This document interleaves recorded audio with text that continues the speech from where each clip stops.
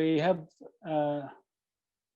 have another there, Master Jaffer Sheyholislami. Can we give floor to him, please? Thank you, everyone. Can you hear me? Yes, Master. Thank you so much. Let me actually, where's my camera? There we go. Okay, that's interesting. Well, you can see this mountain, not me, for some reason. Oh, actually, I think because I blocked my camera. Yeah, you are using the background. My camera. I have this habit of blocking my camera. Just okay. Well, thank you so much. Thank you for your presentations, wonderful presentations, and thank you for including me. A couple of quick points before I forget. I agree with Michael that Kurmanci, different rendering of the same thing, but in the Sorani speaking region, Kurmanci has a specific meaning. For example, in Mukriyan, in Mahabad, and even I think it's the case in Hawler and Koya, Kurmanci is the term used to refer to villagers, not Agha, not the landowner, not the people from the city. The people who are from village and they're farmers, or they're not a part of the landowner families and clans. So we, at least in Mahabad region, that's what we called Kurmanci. This is why purposefully, since I have been writing about Kurdish language, I use Kurmanci purposefully. And that's something, my own bias, but I prefer this. But again, there are different renditions of the same term. With respect to Gorani, a quick comment. I don't think they say they're the same, Mamasta Ali. The linguists from Minorsky to the most current one, which to me is one of the most knowledgeable about Zazaki, Ludwig Paul, they don't call them the same or being different.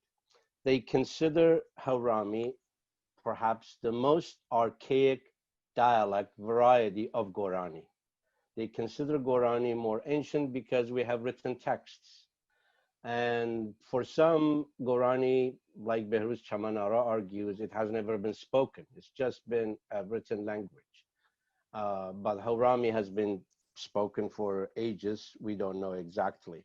But what you said about that KRG has been ignorant about Hawrami, but apparently, supposedly, the Iranian government is more active, I do not agree at all, with all due respect. Absolutely not. The Iranian government would like to see Kurdish wiped out of this planet tomorrow. It is the people who have those classes, especially in the Mariwan region. The Mariwan region has been absolutely incredibly active in recent years, in the past maybe 2 decades or so, with Sorani, with Hawrami, with publication.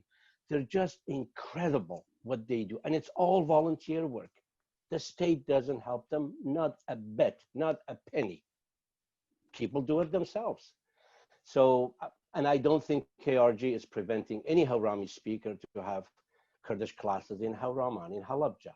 Are they? I doubt it. Yes, they haven't helped. They should have been much more proactive to keep the language, not to allow it to get to that stage to be considered endangered. But I don't think they stop volunteers to do these things. I have a couple of questions. One, if I may ask Mama Starunai if she could share her slides. For Mama Hiwa, Dr. Hiwa, I have a question.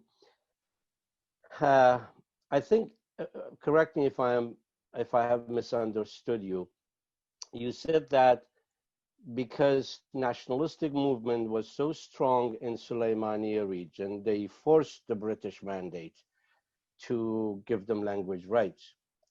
There is no question that because of the Baban history and Nali, Salim, Kurdi, Haji Qadir, all of these people in that region, absolutely, not perhaps Kurdiety in the sense of Kurdish nationalism, but the sense of Kurdishness Kurdishness was present in the region, in Shah Azur, in Sulaimania, no question about that. This is why Sheikh Mahmoud's rebellion doesn't take place in Hawler, but takes place in Sulaimania. There's a good reason for it. But when you refer to Tegeshtan, we have to keep one thing in mind. Sheikh Mahmoud's revolt, the first one, for the first time, started in May 1919, 1919, his first revolt. Yet, Major Swan, and British Mandate authorities started Tegeshtan.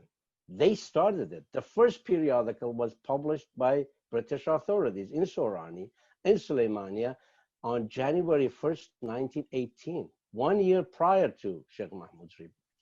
So the truth of the matter is, as I have written about this, Professor Hassanpour has written, and recently an excellent paper has been published by Michael Liesenberg. The British wanted Kurdish to be developed, to be standardized, to have it as something against Turkish and Arabic nationalism. We know that, and they promoted it, they liked it, but they didn't like Sheikh Mahmoud because he wanted independence. That was a no-no. That was too far. He was, according to the history documents, he was going too far with independence. So I wondered if you would consider this, or perhaps you could correct me if I'm wrong. For Mamasta Aladdin, just a quick question, but really fundamental.